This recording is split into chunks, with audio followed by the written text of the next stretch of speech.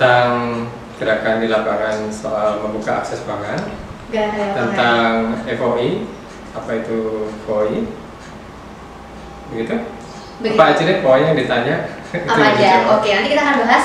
Apalagi ini momentumnya lagi momen kebangkitan nasional ya Pak ya. Artinya kalau kita bicara kebangkitan nasional, itu persoalan kesadaran identitas. Nah, identitas inilah yang hilang dalam konteks kalau kita mau bicara tentang pangan, kalau bicara tentang kedaulatan, maka kalau lidah kita nggak merdeka, maka kita nggak akan pernah punya kedaulatan pangan. Kupas tuntas isu pangan bersama podcast Rembuk Pangan. Oke, nah sekarang mungkin kita bisa dengar pendapat Bu Mur ya, Mas Hendro, terkait dengan Merdeka Makan itu sendiri, kemudian ada peran pangan lokal di situ yang sangat berperan besar dalam mewujudkan kedaulatan pangan. Tadi kalau Bang JJ bilang bahasanya merdeka lidah. Seperti itu Bu Mur, bagaimana pendapat dari Bu Mur? Baik, pertama-tama saya mengapresiasi apa yang dikatakan Mas Rizal tadi tentang dapur. Karena saya terus terang baru mendengar pertama kali ini ada sejarawan yang memberikan pandangannya tentang dapur yang sebetulnya dunia itu sangat domestik begitu ya, sangat domestik. Ada satu titik pandang yang perlu kita bicarakan terlebih dahulu, yaitu masalah budaya bangsa Indonesia, khususnya orang Jawa. Sini mohon maaf, karena saya memang berlatar belakang seorang Jawa. Jadi dalam pola pikir budaya Jawa, membicarakan makanan itu sebetulnya, tidak selalu merupakan sesuatu yang terbuka. Karena apa? Karena pada nasihat nenek moyang orang Jawa kepada keturunannya itu ada sebuah nasihat yang ada di dalam puisi Jawa, podo gula ngening kalbu. Kalau kamu mau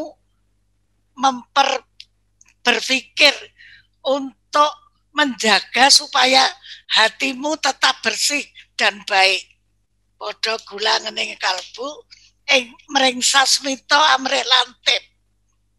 Nah, harusnya dapat mempelajari sinyal-sinyal atau kejadian-kejadian di sekeliling kita itu dengan baik, sehingga terbaca sebetulnya apa yang terjadi dalam hubungan kita dengan alam sekitar.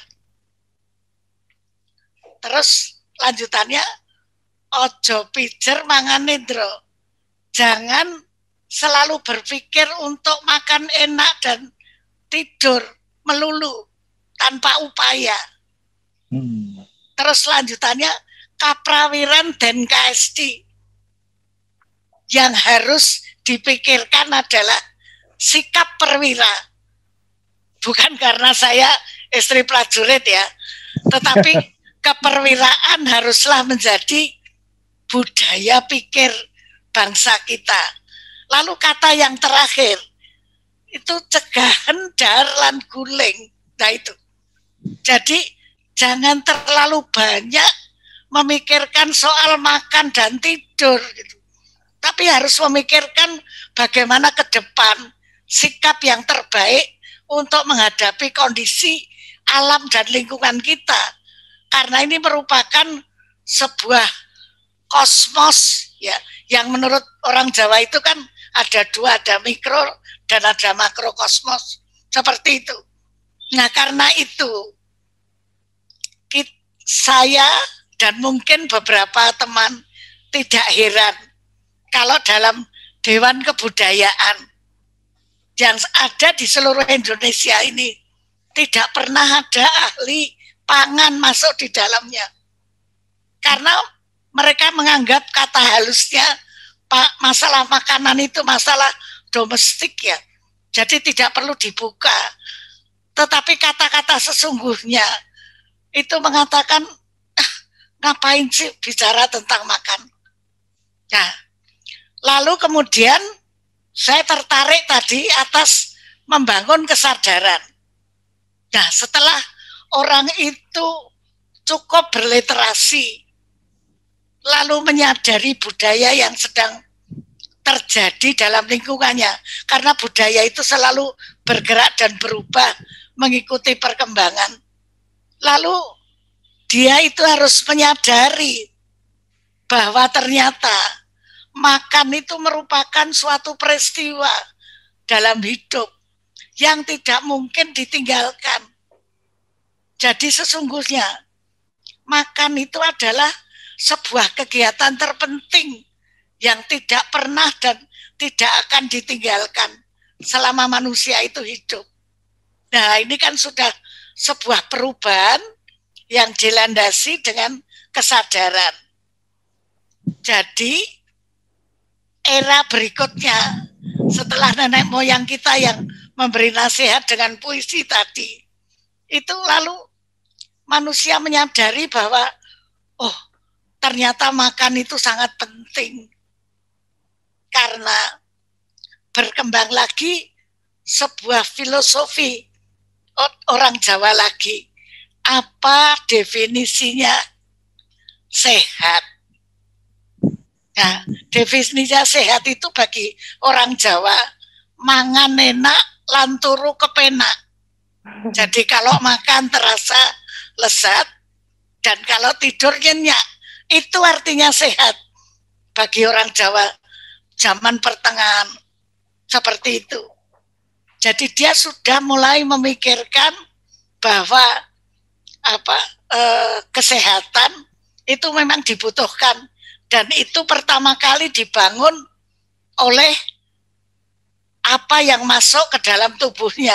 Ini terlepas dari masalah-masalah yang rohani ya. Saya bicara wujud karena saya ini termasuk orang yang mempelajari ilmu-ilmu kasat mata yang kasar. Jadi bukan jiwa, bukan semacam itu, tapi makanan sebagai bentuk fisik dari itu. Nah, lalu semua ini mendidik kepada kita semua untuk selalu menghubungkan apa yang bisa kita pilah dan apa yang bisa kita pilih sebagai makanan kita dari lingkungan yang terdekat dengan kita. Jadi sebetulnya makan itu merupakan interaksi antara manusia dengan alam sekitar. Karena itu kondisi alam sekitar selalu mempengaruhi apa yang dapat dikonsumsi oleh manusia. Itu pengertian yang pertama, sehingga memang pada waktu ilmu pengetahuan itu belum berkembang dan maju seiring dengan kemajuan teknologi, maka manusia mengandalkan pengalamannya. Nah, untuk selanjutnya, makanan ini masuk, makanan terpilah dan terpilih tadi, masuk ke dalam dapur sebuah rumah tangga, sebuah keluarga. Dan disitulah makanan itu dirubah, diciptakan menjadi sesuatu yang dapat dinikmati tidak hanya oleh mata kita, tetapi juga oleh mulut kita. Jadi di sini ada yang disebut seni dapur. Nah, sekarang makanan bersama seni dapur. Itu kalau orang banyak berkumpul menjadi banyak dapur dan banyak makanan. Lalu menjadi tradisi untuk mengadakan makanan yang kemudian berkembang menjadi sebuah kebiasaan. Sebuah kebiasaan untuk sekelompok manusia tertentu. Nah, pada saat terjadi revolusi industri, ini sudah berikutnya lagi, itu terjadi hal yang kontra dengan apa yang sudah terjadi selama ini. Karena apa? Kemajuan teknologi itu ternyata membuat sebuah industri manufaktur yang membutuhkan bahan baku yang serba banyak. Nah, disinilah jadi problem untuk negara-negara berkembang. Kalau untuk negara maju nggak masalah ya, karena mereka punya sumber daya dan punya daya lebih daripada negara-negara berkembang. Ya, kalau kita bicara bangsa Indonesia, kita termasuk ke dalam negara yang berkembang dulu oleh kemajuan teknologi itu. Ternyata apa yang terjadi? Biodiversity kita itu menjadi tergerus karena tadinya dapur kita hanya membutuhkan 10 kilo beras untuk satu orang misalnya. Mungkin tidak sampai segitu. Lalu tiba-tiba ada industri pangan yang memerlukan bahan dasar begitu banyak. Jadi kan butuh lahan yang lebih luas dan butuh sumber daya yang lebih kuat untuk itu. Akibatnya itu tanaman-tanaman yang atau biodiversitas kita yang tidak tahan terhadap perubahan itu menjadi lenyap, menjadi punah, menjadi tidak mampu lagi menyesuaikan dengan kondisi yang baru. Itu yang terjadi. Nah, sekarang bagaimana tentang pangan kita yang terjadi perkembangannya di negara berkembang.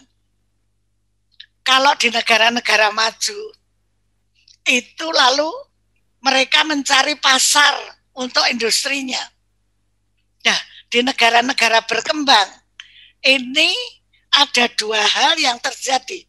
Berkurangnya biodiversitas, dan lalu karena dia tidak siap menjadi sebuah industri yang maju, maka lalu dia akan kesulitan mengikuti perkembangan itu dan menjadi konsumen makanan yang makin sedikit ragamnya. Namun hal itu terjadi tidak terlalu banyak, hanya terjadi di tempat-tempat tertentu. Di tempat-tempat yang remote itu relatif masih lebih bagus. Sehingga pada negara-negara yang berkembang seperti negara kita ini, ada yang disebut makanan tradisional. Apa itu makanan tradisional? Makanan tradisional adalah makanan yang dibuat dengan bahan yang tersedia di tempat. Kemudian diolah dengan peralatan yang sangat dikuasai oleh masyarakat setempat. Yang ketiga, cara mengolahnya itu mampu menghasilkan makanan atau produk seni dapur yang disukai oleh masyarakat setempat. Berikutnya, makanan itu sangat dirindukan, bahkan menjadi identitas kelompok masyarakat yang ada di situ. Nah, sebetulnya makanan tradisional ini merupakan katup penyelamat bagi kualitas hidup bangsa-bangsa di negara berkembang. Apa buktinya? Buktinya bahwa ternyata kualitas hidup negara berkembang ini menurun, makin ke arah sekarang. Tapi menurunnya tidak setajam mereka yang ada di negara maju. Lalu mulailah orang-orang di barat itu menengok ke timur. Mengapa orang-orang di timur itu relatif masih terjaga kesehatannya? Oh, karena memang mereka masih lebih banyak makan ragam makanan yang masuk ke dalam tubuhnya. Seperti itu kira-kira kalau mau diringkas ya, dari ribuan halaman yang harus dibaca mengenai perkembangan makanan dan kualitas hidup manusia.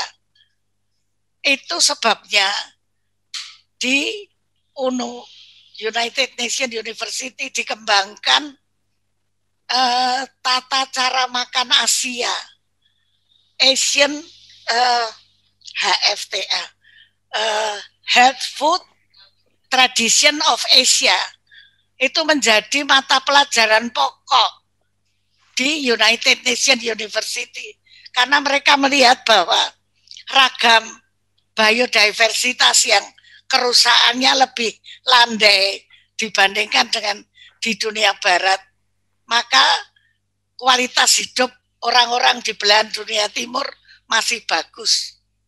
Nah, saya sekarang menukik kepada apa yang terjadi di Indonesia. Yang terjadi di Indonesia betul sekali seperti yang dikatakan Mas Rizal tadi, bahwa literasi bangsa Indonesia itu masih sangat lemah. Sebaliknya bangsa-bangsa Eropa sudah lebih baik literasinya, sehingga dokumen yang terbaca itu hanya dokumen-dokumen mereka. Demikian juga dari negara-negara lain. Masuk sudah dalam cara yang lebih maju, sehingga generasi bangsa Indonesia prakolonialisme itu sudah menerima banyak hal yang bukan merupakan keindonesiaan, tetapi merupakan wacana umum tingkat regional dunia yang lebih banyak merasuk di dalam jiwa mereka. Iya, benar banget Bu Mur. Ya, jadi lebih saya tadi agak sedikit bersimpang jalan dengan Mas Rizal ya, dalam hal bagaimana rice tafel itu berarti untuk makanan Indonesia. Saya melihat hal yang sebaliknya. Jadi rice tafel itu merupakan budaya makan bangsa Barat yang sebetulnya mereka itu sangat mengagumi cita rasa hidangan pribumi. Nah, saking takjubnya hal itu, mereka mengambil alih makanan itu di dalam seni dapur mereka dan agak mengalami penyesuaian supaya lidah mereka juga masuk. Buktinya, nasi goreng ya tetap bernama nasi goreng, tidak diubah oleh mereka. Pisang goreng demikian juga, sayur lodeh, bahkan sambal bajak, itu masih tetap bernama itu di atas meja makan mereka.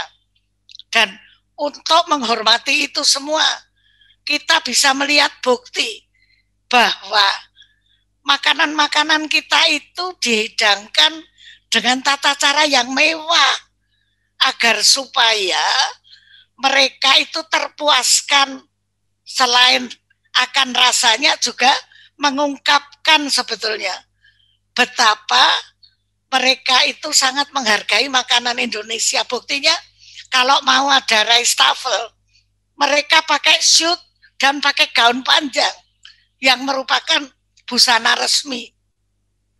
Dan itu awalnya terjadi di kapal pesiar yang ulang-alik dari Batavia ke Amsterdam yang lamanya 1 bulan. Kemudian oleh Belanda dikembangkan di Hindia Timur ya, kita itu di Jawa. Itu lalu diadopsi oleh para priayi yang dekat dengan orang-orang Belanda. Saya merasa bahwa sebetulnya itu adalah sebuah penghormatan untuk makanan Indonesia. Saya berpendapat seperti itu karena melihat cara mereka makan makanan Indonesia. Lah, kalau hal ini diketahui oleh semua bangsa Indonesia, pasti yang terjadi tidak seperti ini. Hal itu bisa terjadi karena literasi kita memang lemah sekali.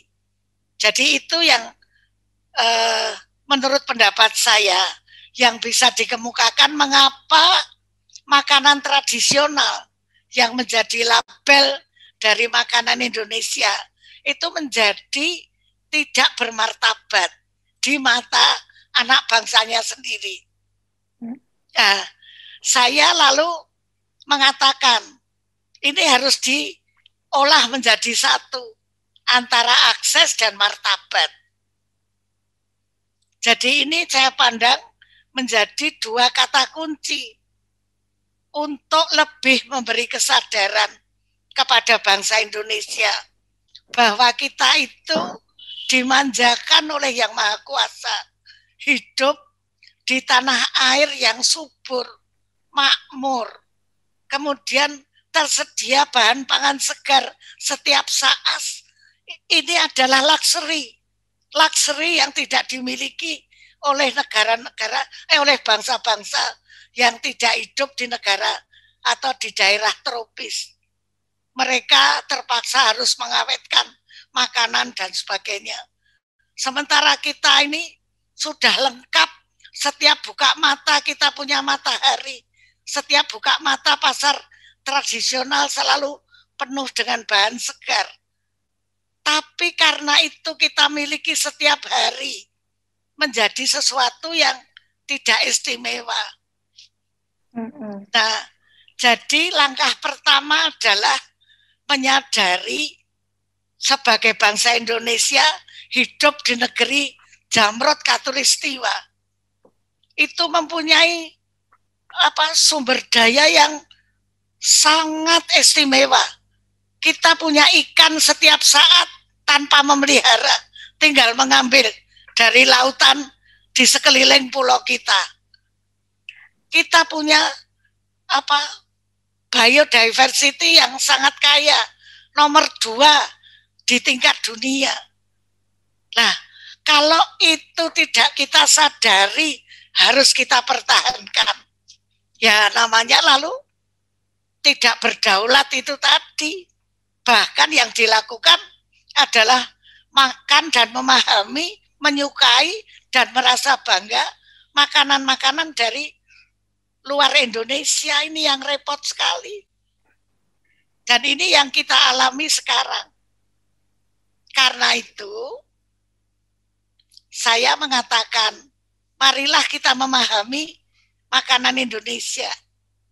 Dari mana? Ya dari dapur rumah kita sendiri. Untuk sementara begitu, Mbak.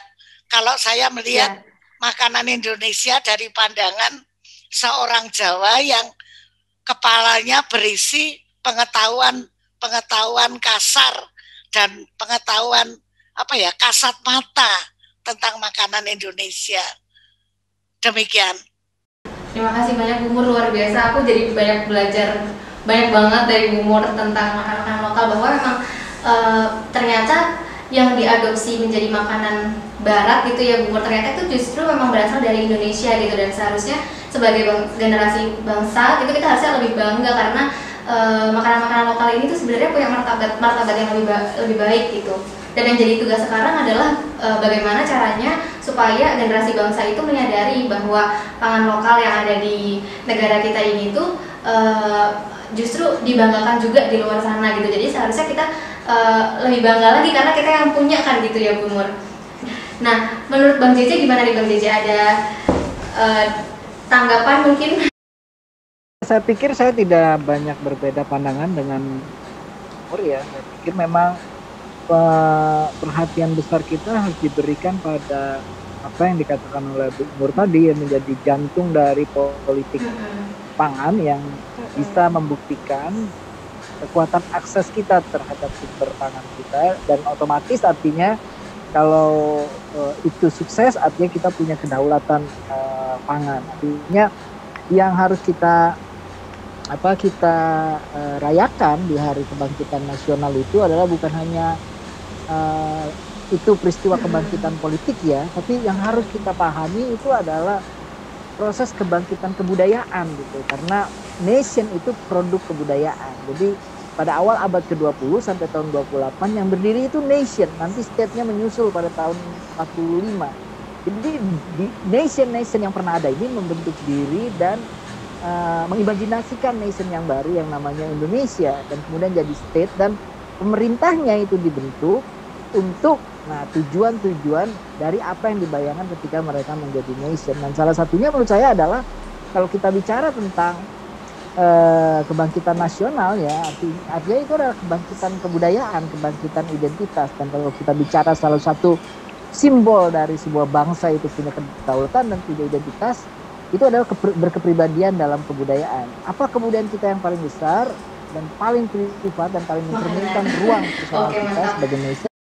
Ya, kalau ngomongin mendekatkan akses makanan tadi ya Bang JJ sempat menjelaskan sedikit mendekatkan akses pangan lokal itu ke masyarakat.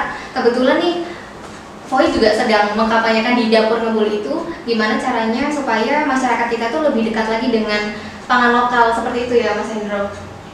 Iya, kalau ini Mas Cece bilang kebangkitan nasional itu harusnya kebangkitan kebudayaan. Terus tadi Bu Pur bilang kalau negara-negara Eropa atau bangsa-bangsa Eropa itu sebenarnya menghargai makanan-makanan yang atau jenis makanan lokal yang tumbuhnya tuh di daerah Nusantara sebelum Indonesia terbentuk gitu ya.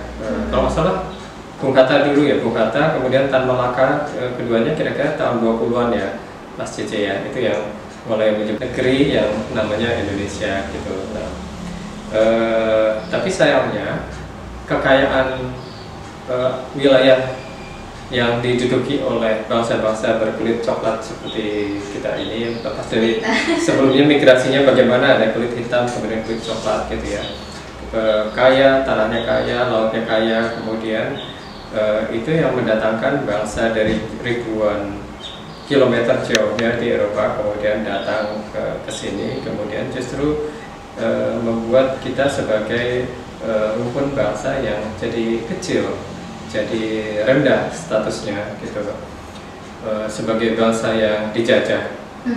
Nah, mungkin karena bawaan dari situ gitu ya, jadi kita sendiri punya sikap yang kita serba minder dengan sesuatu yang iya, dengan sesuatu yang ada di kita, yang ada di lokal ini. Padahal tadi Bu berbilangnya harusnya kita harus bangga gitu, karena dengan matahari yang sepanjang tahun, kemudian tanah yang subur, itu kita tanam apapun bisa, sehingga kita punya keragaman bio itu nomor 2 di dunia kan gitu. Sekarang itu kita tinggalkan,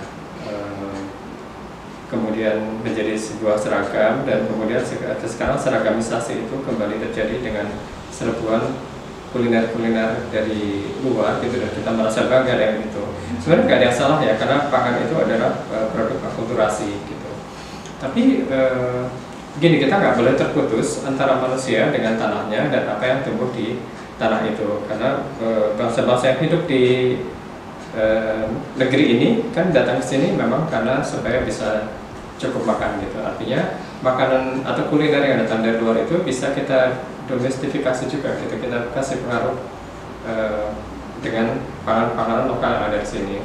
Misalnya kalau ada sushi ya ikannya jangan melulu salmon deh misalnya gitu. Apa sih yang tumbuh di sekitar kita, dan itu adalah pilihan makanan yang terbaik dan mungkin juga termurah. Apalagi kalau kita ngomong soal perubahan iklim, nggak perlu diimpor dari ribuan kilometer jauhnya dan sebagainya. Dan kita tahu itu makanan dari mana sumbernya. Lebih aman juga gitu kan jadi ya. Nah, itu yang mendasari kita FOI terinspirasi oleh Bu Mur juga sebenarnya. Bu Mur ini menginspirasi banyak hal. Membuat kampanye Bikin Dapur Ngebul itu. Bikin Dapur Ngebul itu intinya adalah mendorong motornya memang para bunda, karena bunda itulah yang membuat keputusan keseharian tentang distribusi makanan, terutama bagi anak-anaknya, gitu. Untuk kembali menyenangi berkegiatan di dapur bersama keluarga, mulai dari proses mengumpulkan, kemudian meramu, kemudian mengolah, kemudian membagikan, dan juga menyantapnya bersama gitu. Sehingga dengan begini kita pasti otomatis akan mencari bahan-bahan makanan yang pilihannya yang lokal lah, karena lokal akan lebih murah daripada yang terlokal. Impor ya? Impor. Begitu kira-kira, itu yang akan didorong, dan kita dorong untuk kembali tadi ada rasa, kedaulatan rasa, artinya kita menggunakan bumbu dan rempah-rempah yang ada di Indonesia itu kita lestarikan karena itu kan kekayaan kita gitu. Itu identitas. Kalau Mas JJ bilang tadi sebuah budaya gitu, itu identitas kita. Kalau kita lepas itu terus kita mau jadi apa? Hidung kita kan tetap pesek begini, kulitnya tetap begini, iya kan? Nggak usah minder dengan apa adanya. Itulah pribumi tadi. Jadi pribumi harus bangga. Inlander kayaknya gimana ya? Ya gitulah kira-kira. Lokal bangga gitu ya Mas. Terima kasih Bu Mur Garjito, Pak Bang JJ. Kemudian terakhir ada penutup dari Mas Hendro. Ya ini kan tadi judulnya ngobrol kita itu adalah Merdeka Makan di bulan kebangkitan. Bulan kebangkitan, iya. Ya kan. Intinya adalah ada konsep merdeka dan juga merdeka itu artinya terkait dengan pangan. Tadi penjelasannya udah panjang lebar. Kemudian ada kebangkitan, bulan kebangkitan artinya kan kebangkitan nasional, artinya ada sebuah pergerakan atau perjuangan yang terorganisasi. Juga tadi contoh-contohnya misalnya tempe itu kuliner milik kita, makanan kita, tapi kedelainya bukan, kedelainya dari wilayah lain, dari bangsa lain. Artinya kita belum merdeka, kita bisa bikin kulinernya, tapi bayangkan kalau suatu saat itu di stop, nggak usah kirim tentara-tentara lagi untuk menjajah kita gitu, atau untuk mengalahkan kita, ya stop aja keran aliran itu kedelainya atau bahannya gitu. Itu baru kedelai. Bagaimana dengan yang lain-lain, bahan yang lain yang sudah menjadi kuliner kita juga gitu. Nah makanya tadi kita sepakat bahwa mulailah kita dorong diri kita sendiri untuk kembali tengok makanan-makanan yang tumbuh dari sekitar kita sebagai sebuah pilihan yang terbaik, begitu kan? Kalau enggak, gejala-gejalanya ya seperti kasus tempe atau kasus kalau Mbak Tia tahu di daerah-daerah penghasil pangan kita, misalnya Cianjur, kemudian Papua yang kaya umbi-umbian dan ikan misalnya, itu terjadi kasus stunting dan kelaparan. Itu sebuah hal yang aneh gitu. Ironi sekali ya Pak. Betul, karena makanan ada di sekitarnya gitu. Tapi kita nggak lagi melihat itu sebagai sebuah pilihan yang utama. Kita melihat makanan itu kalau Papua ya misalnya beras, kenapa beras gitu, karena yang cocok atau yang tumbuh di situ ada begitu banyak umbi-umbian, ada sagu misalnya, kemudian kaya dengan ikan misalnya gitu ya.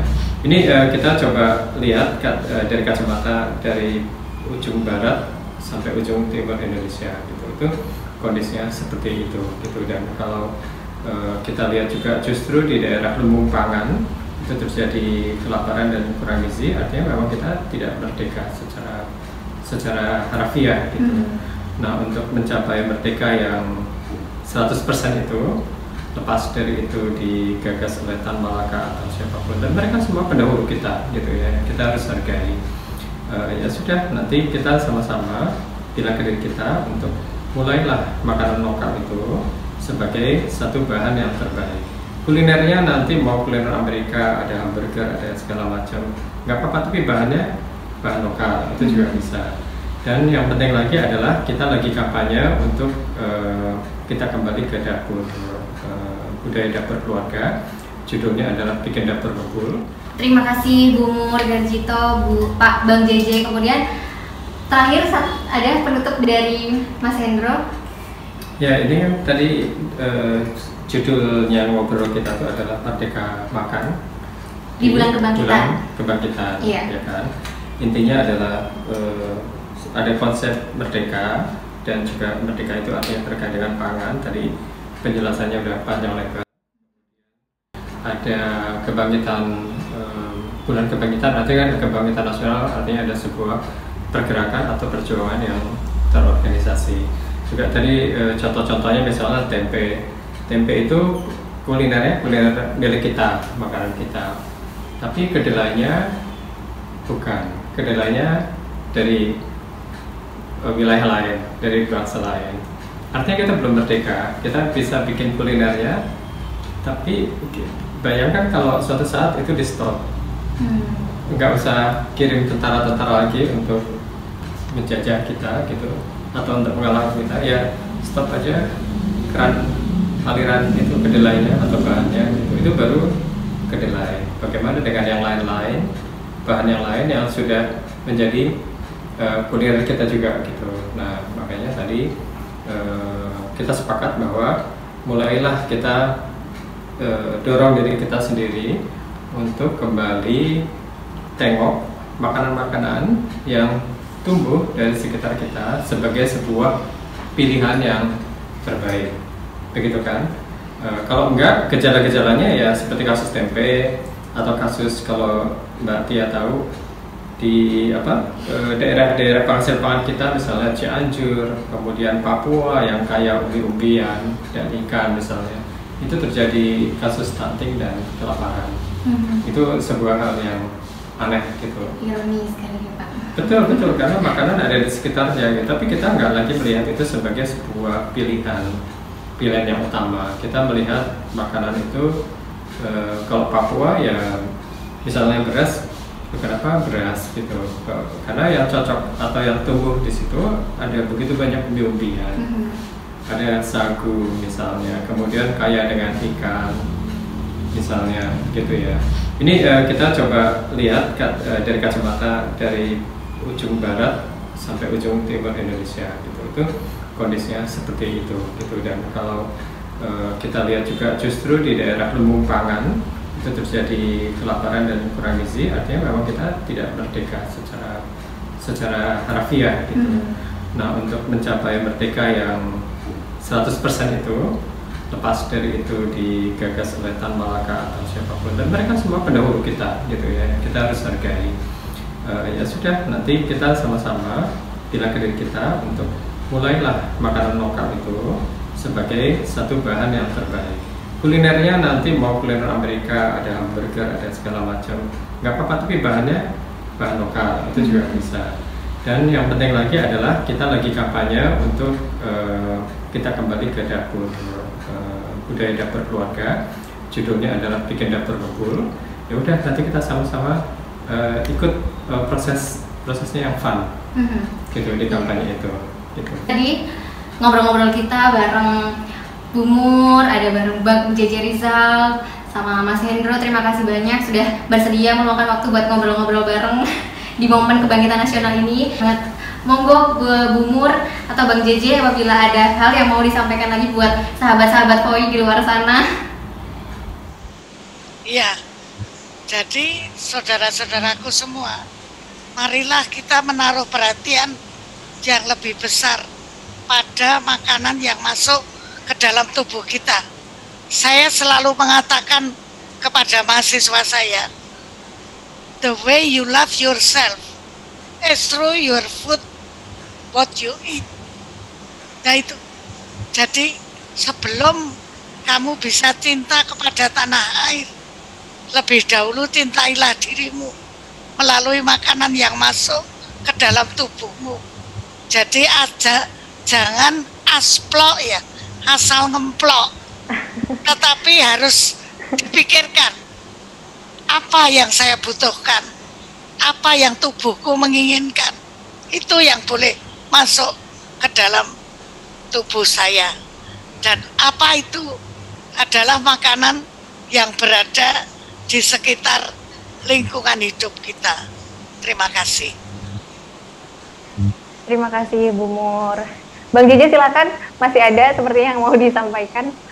Ya, hidup itu soal makan, tapi hidup juga bukan hanya sekedar soal makan. Apa yang kita makan itu apa artinya kalau keadilan dan kemanusiaan terinjak mati gitu. Jadi perutnya kenyang tapi hukum diinjak-injak begitu ya, keadilan tidak ada artinya. Jadi saya pikir persoalan besar kita hari ini adalah persoalan bagaimana kita mencapai sebuah cita-cita kemerdekaan yang sangat sederhana sebenarnya, yang selalu kita pelajari dengan mudah diingat sejak kita di sekolah dasar, yaitu bagaimana kita memenuhi hal 3 yang pokok, yaitu pangan, sandang, dan papan. Pangan ini urusan yang selalu disebut yang pertama menurut saya ya, karena ini urusan yang sangat penting dan menjadi basis. Karena itu menurut saya kita harus memahami bahwa urusan makan adalah serius bisnis ya, urusan yang sangat serius dan bukan urusan yang main-main, dan karena itu harus mendapat tempat dalam pewacanaan nasional. Sudah lama menurut saya dalam pewacanaan nasional urusan makan, urusan pangan itu berkembang tidak mendapat tempat. Kalaupun berkembang hanya sebagai sebuah ajib-ajiban begitu ya, sebuah maknyus-maknyusan, tapi sebagai sebuah diskurs, sebuah berita pikiran. Karena persoalan makanan sekali lagi adalah persoalan kebudayaan, persoalan peradaban. Di dalamnya ada ruang yang sangat kompleks dan ruang internal kita. Jadi menurut saya urusan makan ini sudah saatnya mendapat perhatian. Oke, terima kasih banyak Bu Mur, Bang JJ, Mas Hendro atas ngobrol-ngobrolnya di sore hari ini. Seru sekali dan sangat menambah wawasan saya khususnya, dan semoga juga bermanfaat buat sahabat-sahabat FOI. Benar begitu Mas Hendro? Iya betul. Saya berharap nanti rame-rame kita ramaikan kampanye bikin dapur unggul itu supaya dapat fun-nya, kemudian kembali ke pangan lokal. Jadi kita belajar untuk menghargai kultur dan makanan kita sendiri, itu juga menghidupkan masyarakat di sekitar kita. Benar banget. Dan buat sahabat FOI yang mau gabung, bergerak bersama kita, gabung menjadi relawan, linknya dari bawah ini, silahkan daftar dan kita bergerak bersama untuk wujudkan Indonesia Merdeka Pangan di 2030. Indonesia Merdeka 100%. Salam pangan untuk harapan. Sampai jumpa di episode berikutnya.